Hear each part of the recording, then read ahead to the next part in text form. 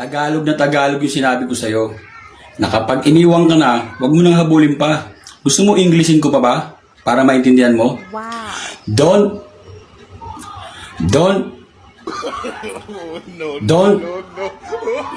May mga bagay talaga na hindi mo na kailangan ipilit pa.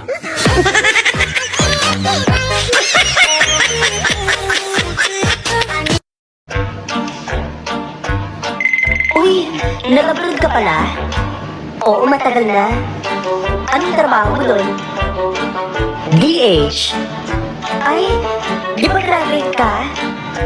Bakit nag-DH ka lang? Sayang naman, ang ganda mo pa naman. Tapos katulong ka lang. Graduate ka din, di ba? Bakit palamunin ka lang?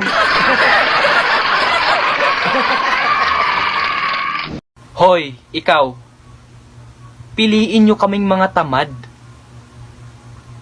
Tamad lumandi sa iba. At kung ikaw ay nakatawa, ako pa ba ay nakikita?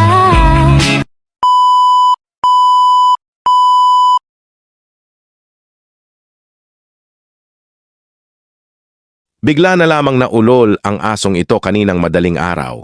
Madaming nagsasabi na dahil daw baka may rabies ito, madami ang natakot sa asong ito at gusto na nilang itumba.